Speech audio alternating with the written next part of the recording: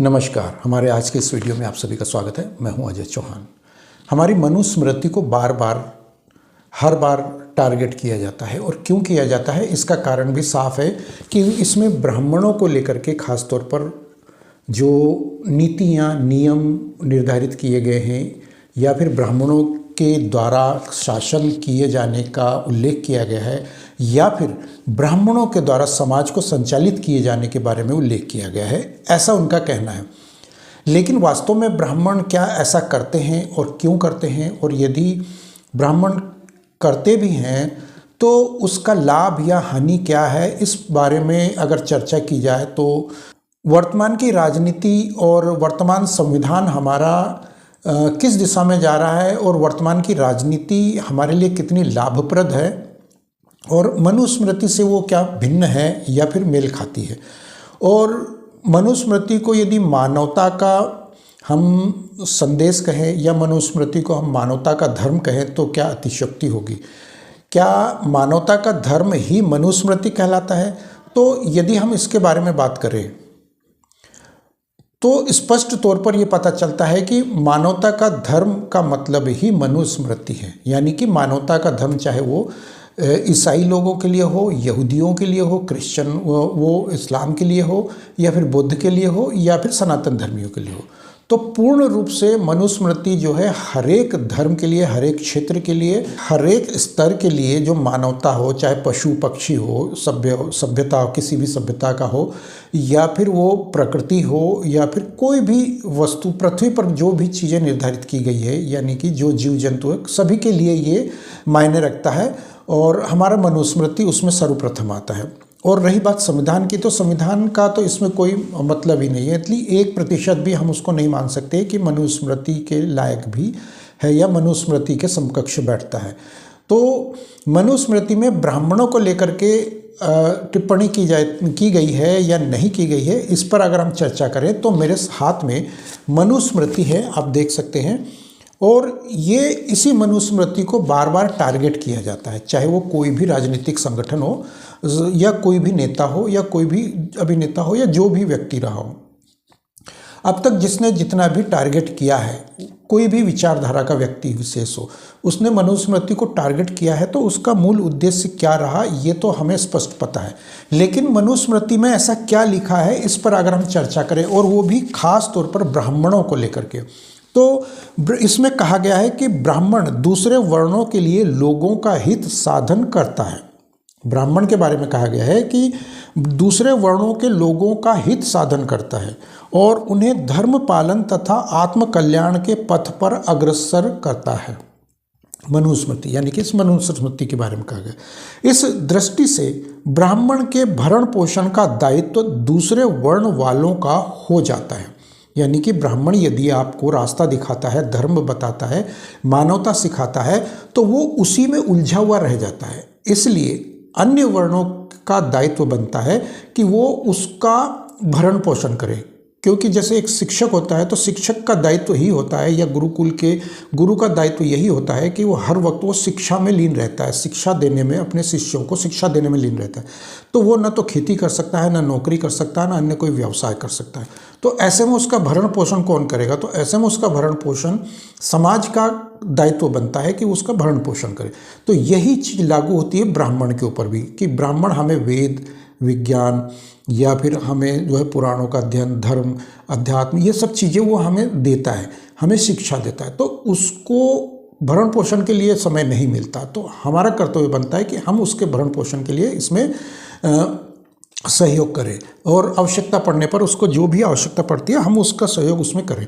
तो जैसे कि हम उसको नेक देते हैं या कि हम दक्षिणा देते हैं, तो ये उसी का आधार बनता है। यानी कि यदि हम पूजा पाठ, कथा वगैरह करवाते हैं घर में या कोई मंगलिक कार्य करवाते हैं जो भी, तो उसमें हम ब्राह्मण को आमंत्रित करते हैं, वो सारी पूजा पद्धति अपनाते हैं और फिर हम उनको मेहनताना देते हैं एक प्रकार से, तो वही दक्षिणा कही जाती है। और यदि आप उसमें मोल भाव करते हैं तो फिर उसका फल आपको नहीं लगता, क्योंकि वो आपको एक ऐसी वस्तु फ्री में दे करके जाता है, या यूँ फ्री में ना भी दे तो एक अपना एक समय निर्धारित करके और उसमें पूरी पूरी तन्मयता से वो उसमें आपको जो दे करके जाता है, उसको यदि आप शिक्षा ग्रहण करते हो और उसका आपको फल लगता है, तो उसका आपको उसको दाम भी देने की आवश्यकता पड़ती है। तो वही दाम हम उसको देते हैं, उसी को दान कहा जाता है। तो इसके अलावा अगर हम देखें तो अतः यद्यपि ब्राह्मण दूसरों द्वारा दिया गया अन्न खाता है, वस्त्र पहनता है तथा अन्यान्य पदार्थों का उपभोग करता है, तथापि क्योंकि इसके बदले वह बहुत कुछ देता भी है, और बहुत कुछ देता भी है, यदि हम उसको दान दक्षिणा वगैरह देते हैं तो वो हमें बहुत कुछ देता है।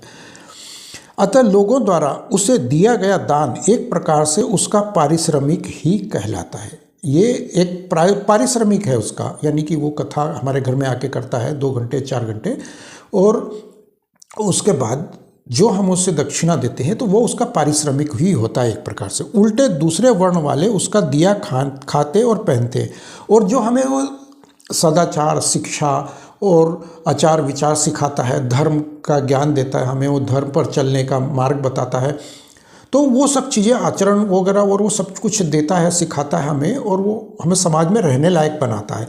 तो ये उसका कर्म, उसका जो कर्तव्य है उसका निर्वहन अगर हम वो करता है तो हम उसको पारिश्रमिक देंगे, और यह हमारा कर्तव्य बनता है।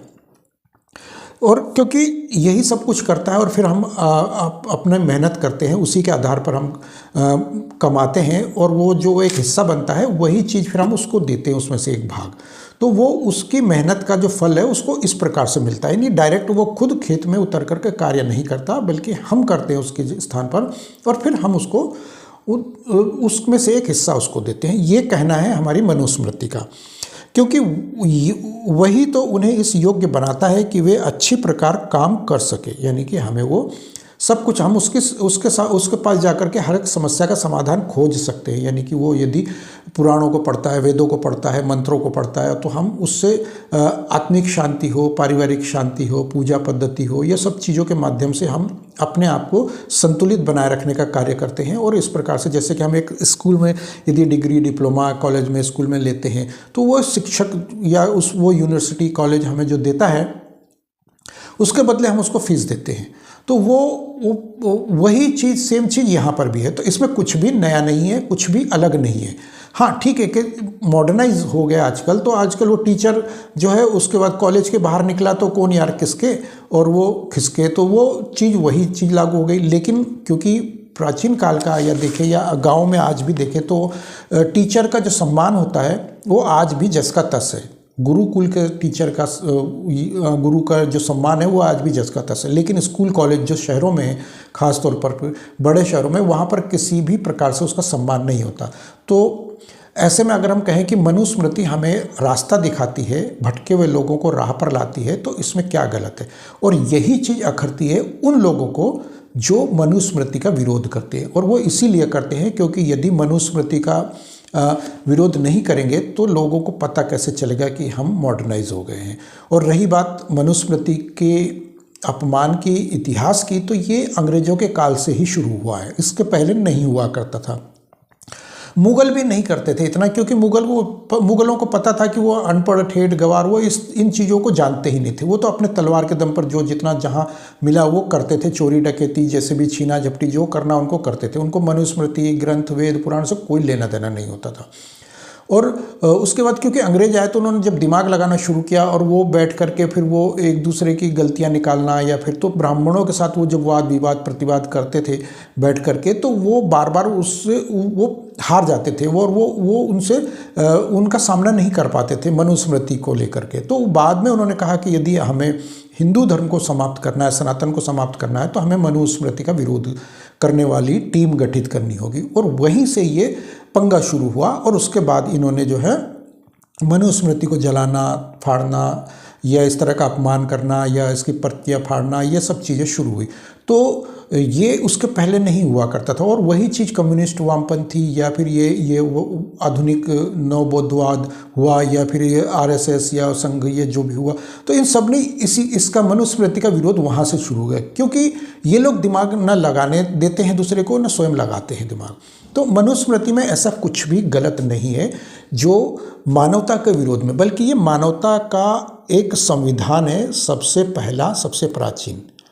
अगर हम कहें तो ये, और ये मानव निर्मित है, मनुस्मृति अर्थात मानव द्वारा निर्मित संविधान है। जैसे कि आज हमारे नेताओं द्वारा संविधान का निर्माण किया जाता है, मतलब उसकी नियम कानून बनाए जाते हैं, तो उसी प्रकार से ये भी है। लेकिन ये क्योंकि अति प्राचीन है इसलिए इसको मनुस्मृति, इसीलिए इसका विरोध किया जाता है, ना कि ये आधुनिक काल का है। तो आधुनिक काल में भी यदि बदलाव हो सकते हैं तो समय अनुसार इसमें भी बदलाव होते हैं, और युगों के अनुसार इसमें थोड़ा बहुत उल्टा सीधा इधर उधर बदलाव हो सकता है, जरूरी नहीं है। यदि हम बाएं चलने का हमारे देश में आदत है और विदेशों में हम जाए, यूरोप वगैरह में हम जाएं, तो वहाँ दाएं चलने की यदि प्रथा है वहाँ पर सड़कों के किनारे, तो वो मनुस्मृति ये नहीं कहती कि मैं भारत से आया हूँ तो मैं उसी रास्ते पर चलूँगा जहाँ पर भारत में चला जाता है। तो ये चीज़ मनुस्मृति हमें सिखाती है। लेकिन वहाँ उल्टा हमें देखने को मिलता है कि ये लोग जो नवबुद्धवाद हो गए या आरएसएस वाले या फिर कांग्रेसी या जो वामपंथी जितने भी हैं, तो वो अपने ढर्रे पर चलते हैं और वो ब्राह्मणों का विरोध करते हैं। तो ये सिर्फ एक छोटा सा एक उदाहरण आपको मैंने दिया। तो इस तरीके से इसमें भरी हुई है पूरी, इसमें इतिहास, साक्ष्य और सब कुछ, और सिर्फ ब्राह्मण ही नहीं है, इसमें हर एक पशु पक्षी के लिए भी इसमें ये सब चीज़ें दी हुई है। तो यदि आप लोगों को मेरी ये जानकारी अच्छी लगी हो तो कृपया कमेंट बॉक्स में मुझे जरूर बताएं। मिलते हैं अगली वीडियो में, तब तक के लिए जय श्री राम।